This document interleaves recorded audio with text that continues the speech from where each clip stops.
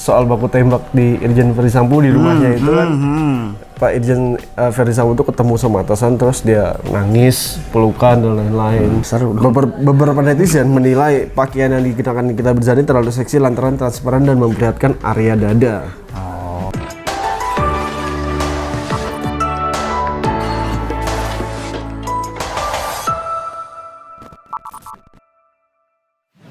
Hola sobat negeriku, balik lagi bersama kami tentunya hanya di reactionjpn.com. Ada cerita di balik Berita. ya. Dengan siapa? Dengan saya Dian Maulana dan Sergio Agasta. Oke, pekan ini kita akan bahas apa? Coba dong sedikit ya. ya, kita ada kisi-kisinya ya. Itu tentang polisi E dan J itu ya. Iya, Iya. kasus pembunuhan. Iya, yang itu baku tembak itu. Lalu ada tentang tanggapan dari Mabes Polri, ya. Bukan tanggapan dari ini ya, Lesti. Biasanya kan ada aja tuh tanggapan dari Lesti. Iya, selengkapnya hanya di reactionjpn.com. Berita populer nomor 5 ini ada apa aja nih, coba dong ceritain. Baik, kita urutan kelima ya, yang kita mulai dari yang kelima dulu. Itu BNN sebut polisi E terlibat peredaran 52,9 kg sabu. Wow. Tapi Polri membantah ya, tidak. Oh, gitu. Nah, jadi kita lihat nih apa kata beritanya. Karopenmas Polri Brigjen Ahmad Ramadan mengatakan bahwa oknum anggota polisi berinisial E yang terlibat dengan peredaran 52,90 kg sabu-sabu bukan merupakan anggota Satuan Narkoba atau anggota Direktorat Narkoba. Melainkan Pernyataan ini belum ada nih. Masih ada manjang-manjang. Ini agak ke bawah.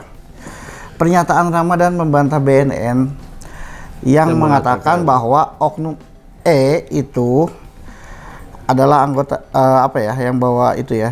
Nah, pernyataannya adalah anggota yang diamankan dan ditangkap oleh BNN, saya sampaikan bukan anggota Sat Narkoba ataupun anggota Direktorat Narkoba, kata Ramadan di ruang Patimura Gedung BNN RI Jakarta Timur. Gitu. Jadi bukan dari Sat Narkoba ya. Satuan Narkoba atau dari polisian ya. Iya.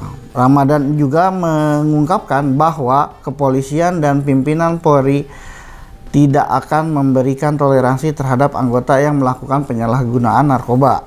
Nah, lalu tegasnya Polri taat dengan peradilan hukum. Ada di peradilan umum, prosesnya ada di peradilan umum dan kami pastikan dia akan ditindak tegas kalau memang itu dari oknum. Ya. Gitu. Iya, narkoba. Ya, narkoba kita kalau pagi-pagi ada sarapan narkoba itu. Sarapan bubur. Nasi goreng, kopi, T-nya apa ya? Lupa gak? Narkoba, oh iya bala-bala. Kan Oh iya, nggak ada iya. Itu narkotika, maaf aduh. Tipe ini di pala ya. Narkoba, nasi goreng, kopi, bala-bala. Iya, dan amoxicillin. Kok amoxicillin? Apa tuh? Ini apa? Itu pereda sakit gitu. Pereda sakit. Antibiotik. Ada komentar nih dari sobat negeriku nih. Nah, dari Azwar Ahmad. Apa bang katanya? Emang benar bukan anggota Sat Narkoba tapi anggota kepolisian. Wah, tetap aja polisi namanya, lucu deh kamu Pak Ramadan kayak gitu.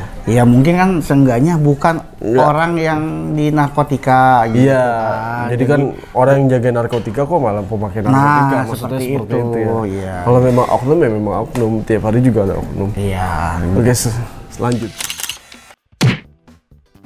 Oke Mas Dian, kita sudah mencapai puncak berita nomor 4 di pekan ini ya. Iya, yang keempat ya. Yang keempat, nah, headline beritanya seperti ini. Tanggapan Mabes Polri tentang tangisan Irjen Verdi Sambo. Jadi sebelumnya itu kan soal baku tembak di Irjen Verdi Sambo di rumahnya itu kan. Pak Irjen Verdi Sambo itu ketemu sama atasan, terus dia nangis, pelukan dan lain-lain. Pelukan sama siapa Pak? Atasannya gitu. Entah dia sedih atau entah merasa bersalah atau gimana, saya nggak tahu ya. Itu biar sobat negeriku sama netizen yang mengspekulasinya seperti apa bagusnya ya. Nah, jadi Mabes Polri merespon tangisan Irjen Verdi Sambo dipelukan Kapolda Metro Jaya Irjen Fadil Imran. Ya. Momen sangat mengharukan itu konon terjadi saat Fadil Imran menyambangi Irjen Verdi Sambo di Mabes Polri pada Rabu. Ini katanya momen yang paling mengharukan. Nah, Kadif Humas Polri Irjen Deddy Prasetyo memaknai pelukan kedua jenderal itu bersifat personal. Kejadian antara Kapolda dengan Verdi Sambo itu personal, rasa empati saja dia bilang gitu. Nah, perwira tinggi Polri itu memastikan pelukan kedua jenderal bintang 2 tersebut tidak mempengaruhi proses penyidikan kasus baku tembak antara Brigadir J atau Norviansa Yosua Huta Barat dengan Brada E di rumah dinas Irjen Verdi Sambo Jumat kemarin. Ya masalah itu ya. Ya. Karena masih ditindaklanjuti. Jadi video mereka berpelukan ini sempat viral di sosial media ya. Dalam video itu berdurasinya 24 detik lah, yang tersebar di grup awak media tampak Fadil dan Verdi berpelukan. Irjen Verdi Sambo tak kuasa menahan tangis ketika ketemu. Jadi yang dikhawatirkan oleh netizen itu, wah ini berpelukan nih, jangan-jangan ada bisik-bisik apa, khawatir kan mempengaruhi proses peradilan gitu ya. Iya, tapi kan akhirnya kepolisian memberikan satu tindakan yang tepat, bahwasanya Irjen Verdi Sambo dinonaktifkan sementara waktu selama proses peradilan berlangsung. Betul. Ya kan? Supaya tidak terjadi yang tidak diinginkan ya. Iya, jadi kan takutnya kan ada intimidasi ya dari pejabat tinggi ke masalah kasus ini gitu. Jadi aku sih nggak mikir ada intimidasi sih, tapi kamu positive thinking. Keren. Ya, jadi kan makanya polisi menonaktifkan biar tidak ada masalah itu. Jadi clear kan, netral untuk masyarakat, tenang. Ya, kita serahkan aja ke meja hijau ya. Bagaimana hasilnya, semoga yang terbaik buat kedua belah pihak, keluarga korban maupun calon tersangka. Betul. Nah, ada komentar dari Sobat Negeriku, monggo dibacakan. Sobat Negeriku ada dari Satrio Parangkuntoro. Serang Jawa nih, ada OO-nya kan. Nah, kita lihat. Saya mengikuti perkembangan kasus ini dari awal. Jujur, yang saya dapati berita-berita di medsos ada kejanggalan-kejanggalan, kesimpang siuran informasi, ada variasi-variasi kejutan segala. Sehingga saya kalau boleh mengibaratkan kasus ini seperti cerita-cerita sinetron di kanal televisi dan ada pelukan dan tangis haru segala, drama Indonesia. Ada komentar lagi dari Sobat Negeriku. Banyak ya komentarnya. Lumayan, cuma kita filter dulu aja lah. Dari Muhammad Kanafi. Tidak usah menebak-nebak bagai cenayang saja, kita positive thinking saja. Sebab seuzur itu dosa besar, jangan terbawa nafsu yang berlindung di balik logika akal. Ingat dosa, kita sama-sama nggak ngerti, bro. Ikutin aja realita hukum ini. Bila salah dibuat nggak salah atau sebaliknya.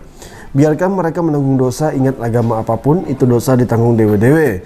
Nggak ada yang dibebankan ke orang lain. Saya setuju, sepakat tuh. Jadi kita serahkan kepada media hijau. Jangan menjadi detektif spontan. Iya gitu. Ya, detektif dadakan. Oke, cash close. Oke, berita nomor 3. Silakan Mas Dian. Urutan ketiga ya, tadi sudah 5, 4, sekarang 3 nih. Istri Putra Siregar ini terkait masalah konflik yang MS Glow dan PS Glow. PS Glow. Iya, jadi di judulnya, headline-nya nih, istri Putra Siregar ungkap pihak MS Glow sempat minta uang damai 60 miliar. Wah, itu makan bakso dapat berapa ya? Kalau misalkan bubur kacang hijau itu 6.000 nih, 60 miliar berarti berapa? Bisa makan bakso keliling Indonesia, namanya bakso Nusantara itu. Wah, mantap sekali ini. 60 miliar, bro. Sombong amat. 60 miliar, nggak kebayang kan? Bayang sih saya. Terus isi beritanya, pengusaha Septia membeberkan bukti-bukti awal perseteruannya dengan salah satu owner MS Glow, Sandi Purnamasari. Oh, ini istrinya dari si Gilang ya? Jadi ini istrinya tuh sempat ngobrol-ngobrol lah ya. Septia sama Sandi itu istri dari MS dan PS. Gitu. Hal ini dilakukan lantaran kesabarannya sudah habis. Dia menyebut harus cerita dari awal karena sudah tak tahan lagi sejak dulu dituding plagiat, disomasi hingga dilaporkan. Jadi ya mungkin ada kemiripan ya, ada glow-glow. Padahal sebenarnya brand-brand itu kan ada glow-glownya pasti tuh. Saya pikir ini apa namanya, mereka kerjasama MS Glow terus dibeli sama PS Glow gitu. Oh, enggak sih. Kalau menurutku ya, kalau namanya brand nih, kan kalau biar glowing pasti ada glow-glownya. Banyak tuh brand yang pakai glow. Terus hanya kebetulan kan beda singkatannya satu huruf, sama. Iya, satu huruf gitu. Kalau MS Glow singkatannya apa? MS apa sih? Nggak tahu. Kalau PS kan Putra Siregar tuh. Siregar, Ya. ya. MS mas-mas glowing. Mungkin ya, mas-mas kan orang Jawa bukan? Masih kun glow. Iya bisa tuh. Kan kalau yang langsing-langsing tuh pakai slim belakangnya kan. Oh iya. Iya, jadi biasa lah nama-nama begitu. Nah lanjutnya ini selama ini aku disuruh suami diam karena semakin liar. Aku coba speak up. Selama ini kami nggak pernah balas di media sosial. Ya jadi nggak ada balas-balasan medsos. Jadi private aja gitu kan ngobrolnya, jadi nggak open.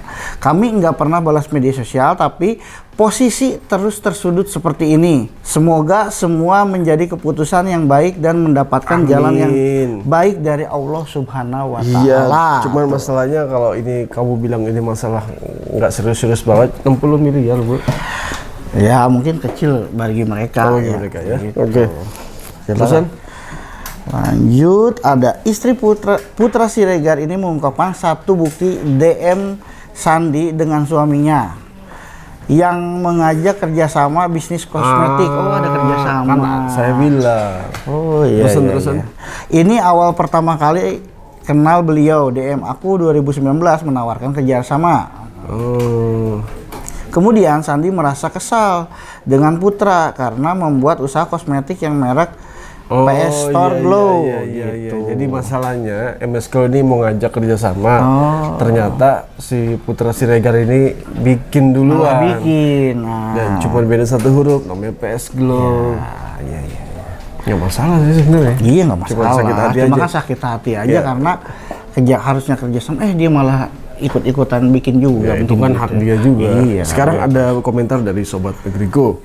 Namanya Sohib Maftuhin. Apa bedanya mie sedap dengan super mie? Apa tuh? Ini dia mengandaikannya ya. Iya mengandaikan. Apa bedanya mie sedap sama super mie? Mereka beda perusahaan, mereka sama-sama mie-nya dan nggak ada masalah karena yang jadi masalah harusnya jika nama produk sama persis. Betul. Setuju? Betul. Setuju. Karena kan yang didaftarkan haki itu kalau ada percis banget gitu. tuh namanya, itu nggak boleh. Kayak kasus yang sempat viral juga kan, Ruben Onsu yang ayam geprek Bensu, betul. Ya, itu kan dengan sama logonya juga mirip. Logonya mirip semuanya gitu. Produknya pun mirip gitu. Iya, cuma beda logo tuh ada ininya deh kalau nggak salah. Iya, Dikit. ya itu. Oke, lanjut. Cash Club. Oke, Brody, kita sudah sampai ke puncak berita nomor 2. Bahasa Sundanya apa? 2 ya sarung kedua sih. Sarung kedua sama ya. 2. Oke. Headline beritanya. Nikita Mirzani hadiri pesta di Bali, gaunnya miliknya menjadi sorotan. Gaunnya, ini kok fotonya bukan gaun ini? Ini gaun apa? Gaun bikini. Oke. Aktris Nikita Mirzani tengah berada di Pulau Bali. Tidak hanya untuk berlibur, dia datang ke Pulau Dewata untuk meresmikan salah satu klubnya. Nikita Mirzani membagikan beberapa momen dari pesta peresmian Atlas Beach Club tersebut melalui akun miliknya di Instagram. Biarkan lampu pesta kamu bersinar, katanya gitu. Punya klub ya dia? Iya, foto yang juga perempuan berusia 36 tahun itu langsung menuai komentar dari netizen. Para netizen menyoroti gaun yang dipakai Nikita Mirzani. Gaun berwarna putih transparan itu merupakan karya milik desainer ternama Sebastian Gunawan. Nah, jatuh cinta pada dress ini, kata Nikita Mirzani. Kalau pengen kepo, Sobat Negriku tinggal lihat aja di akun Instagram Nikita Mirzani. Mas follow? Enggak sih. Nggak salah. Pakai second account tapi. Khusus ya yang gitu doang. Kalau nggak mau ribet di jpnn.com juga ada fotonya. Ya. Disediakan langsung. Jadi gaunnya itu transparan, ya nggak bro? Terus dia foto di depan kolam renang. Tapi ada dalamannya, dong. Ya ada. Nah, beberapa netizen menilai pakaian yang dikenakan Nikita Mirzani terlalu seksi lantaran transparan dan memperlihatkan area dada. Lah, bukankah itu aset yang dijual? Iya, dan ini mungkin ya klub itu biasa lah ya hal-hal seperti itu ya. Normal aja. Cuman ya seru juga sih kalau ada yang suka dengan fashionnya. Ya kan? Memang kan kalau dunia seni itu bebas ya. Bebas, seniman mah bebas lah. Iya, Ya. gitu. Enak ya jadi artis tuh kemana gitu, pakaian di komentarin, semua dikomentarin, hati-hati gitu. Namanya public figure ya jadi Oke. sorotan. Ada komentar apa dari Sobat Ogiku? Ada komentar ya, ini dari Nadine. Dari Makarin? Enggak, Oh, bukan. Nadine aja Nadine. Oke. Yang penting Nyai bahagia ya gitu. Siap. Iya, bahagia lah punya klub ya, punya usaha kayak gitu. Iya. Kita nggak tahu gimana. Iya. Oke, cash close. Bro Dian, kita sudah mencapai puncak berita pekan ini nomor pertama. Oke. Headline beritanya seperti ini. Profil Brigadir J, polisi yang setia sama pacar dan Irjen Verdi Sambo. Oke. Di Jambi, Brigadir Yosua Huta Barat atau sering disebut Brigadir J merupakan anak mama. Anak mami ya? Iya, Iyalah, iya. masa anak bapak yang brojolin kan mami. Dia dekat sekali dengan ibunya yaitu Rosti Simanjuntak. Brigadir J anak kedua dari 4 bersaudara, kakaknya perempuan kini bekerja di sebuah karantina pertanian di Jambi.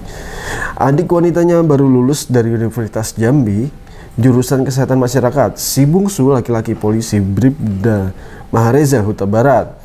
Brigadir Yosua setidaknya sudah 2 kali bahagia dalam hidupnya. Bahagia? Ya, saat diterima sebagai anggota Polri dan saat diterima seleksi menjadi ajudan perwira. Oh, kirain nikah 2 kali. Enggak lah. Bahagia. Kan bahagia itu kan Macem-macem ya. perspektifnya beda-beda bagi manusia, ya kan. Nah, Yosua tamat SMA di Muarobungo langsung melamar jadi polisi. Nah, penempatan pertamanya di Kompi Brimob di pedalaman Merangin, Jambi. Lebih dari 3 tahun Yosua bertugas di Merangin. Dia pun berkenalan dengan gadis di situ namanya Vera. Mereka pacaran sudah 8 tahun masih setia. Wah, luar biasa ya. Ya, jadi Brigadir J itu setiap pulang kampung dia selalu membawa oleh-oleh ternyata untuk Pak Pacarnya. Irjen. Oh, bukan Pak Irjen. Untuk Irjen Verdi Sambo Pak gitu. Irjennya malah ya. Ongkos bagasi sampai 2 jutaan. Ayahnya pun heran. Maksudnya Brigadir J itu sampai setia banget sama Pak Irjen Sambo ini ya. Iya, iya. Tapi kenapa ya ini Ya, terjadi? Ya, biar nanti Tuhan yang akan membuka semuanya. Iya. Mereka bertekad segera kawin nih. Nikah Mas, nikah. Nikah lah gitu lah. Ayah sama ibunya Brigadir Yosua ini udah setuju dengan pacarnya. Dia dekat sekali dengan ibunya. Nah, tidur di ketek ibunya kata ayah Brigadir J. Sambil Huta Barat dalam tulisan Dahlan Iskan berjudul Otopsi Ulang. Nah, jadi Pak Dahlan Iskan tuh bikin satu artikel, Iya. judulnya Otopsi Ulang. Keren. Nah, ada memar di perut Dahlan Iskan itu, iya ada memar di perut Dahlan Iskan itu si kolumnis kondang itu sengaja meminta jaringannya di Jambi mengirim wartawan ke rumah Brigadir J gitu. Pak Dahlan sepertinya cukup penasaran dengan sisi lain dari insiden tembak-menembak yang konon terjadi di rumah Kadif Propam Polri Irjen Verdi Sambo di Komplek Polri Duren 3 Pancoran Jakarta Selatan kemarin. Baku tembak yang katanya melibatkan Brigadir J dengan Brada E, Dardedor yang membuat Brigadir J tutup usia. Nah, jaringan atau rekan Pak Dahlan di Jambi, ya pimpinan yaitu seorang pimpinan harian Jambi Express Syarkawi mengirim wartawan ke rumah keluarga Brigadir Yosua Sabtu kemarin. 3 wartawan pun meninggalkan Jambi sebelum pukul 6. Mereka naik mobil menyusuri jalan utama ke arah Palembang. Sebelum perbatasan Jambi dan Sumsel, mereka belok kanan memasuki kawasan kebun sawit yang sangat luas. Setelah membelah kebun sawit, mereka tiba di desa Sukamakmur. Berarti 68 km perjalanan yang mereka tempuh, bro. Jauh banget ya, 68. Iya, banyaknya truk sawit membuat jarak itu begitu jauh, sekitar 2 jam lah gitu. Nah, rumah keluarga Brigadir J terletak di belakang SDN Sukamakmur. Wow. Itu memang rumah dinas ibunda Brigadir Yosua, guru di SD tersebut ternyata. Oh, rumah dinas di SD terpencil ya? Iya, di sana pula Brigadir Yosua juga sekolah.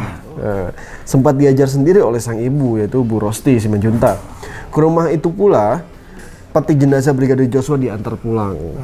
4 hari setelah tewas dalam tembak-menembak di rumah Irjen Verdi Sambo, di rumah itu petinya dibuka, ada luka-luka dan memar di perut penghuni peti. Oh, luka ya, padahal Iya. kan tembak menembak kok ada memar itu. Dan Pak Dahlan juga menuliskan jarinya juga sempat nyaris putus. Wah, itu Nah, terus keluarga memotret semua itu.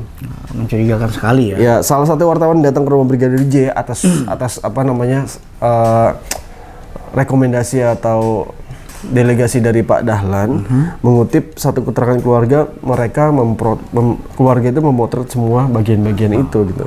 Saat Andri dan temannya datang, suasana rumah masih penuh sangat duka, gitu kan. Yang harapan terakhir dari keluarga Brigadir J tidak kesampaian. Keluarga berharap bisa dimakamkan secara militer. Alasan petugas administrasinya belum lengkap, kata bapaknya gitu. Sang ayah heran, sudah diberangkatkan dari Jakarta semestinya sudah lengkap ya, sudah dimakamkanlah Brigadir J dengan upacara agama, pemakaman sekitar 2 km dari rumahnya. Pemakaman juga jauh ya. Ya. Kira-kira seperti itu. Ada komentar apa dari Sobat Negeri? Baik, di sini Iya. ada. Ngomong-ngomong, Pak Dahlan Iskan ini bikinnya sangat ini ya. Oh, namanya, dia sangat apa ya? komprehensif. Bikin artikel ya, sampai rumahnya dan lain-lain.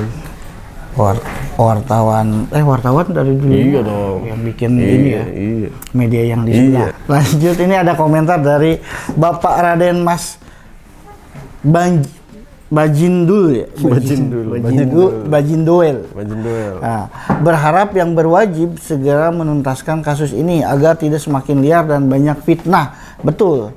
Nah, kasihan almarhum dan keluarganya, karena kan kalau gini juga netizen banyak jadi spekulasi ya, kalau nggak jelas tuh. Jadi detektif dadakan. Iya, nanti banyak muncul kan, jadi kisruh tuh nggak baik juga kan. Ya, terus ada komentar lagi. Yang kedua, Satrio Parang.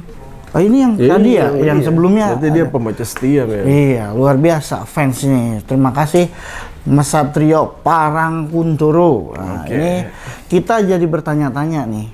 Sejatinya ada masalah apa, ya motifnya apa lah gitu ya. Kok sampai terjadi kasus tembak menembak? Dan ini HGG apa sih? Hingga. Oh, hingga. Oh, singkatannya baru tahu sih. Ada korban nyawa melayang. Jujur, cerita yang kita dapat dari media dan sempat kami ikuti tidak meyakinkan. Semoga kebenaran hakiki segera hadir dalam kasus ini. Amin ya, mudah-mudahan diusut tuntas lah ya Pak polisi ya dan pihak terkaitnya gitu. Ya, kita doakan semuanya agar cepat tuntas, dan Sobat Negeriku, netizen pun juga yakin gitu loh. Yakin, betul. Dengan adanya, kan ada apa namanya, portal media nih gitu kan. Portal media kan tugasnya untuk memberikan informasi secara valid, tuntas gitu. Betul. Nah, kita harus percaya lah gitu. Oke? Let's go. Sobat Negeriku, terima kasih sudah mengikuti kita beberapa menit untuk mengulas 5 berita terpopuler di jpnn.com pekan ini, yaitu portal berita yang paling valid di Nusantara. Gitu. Ya, kalau misalkan video ini bermanfaat, silahkan di share, di like, di komen, di subscribe YouTube kita. Betul. Jadi ya, saderek sadulur sadayana tong hilap JPNN terus aya di Jawa Barat nya, sareng di Provinsi Nusanesna eta mangga di download aplikasina, aya di Play Store JPNN Jawa Barat. Ada berita di balik cerita. Ada cerita di balik berita. Aya cerita di balik berita. Gue Sergio, urang Dian Maulana. kami pamit. Bye.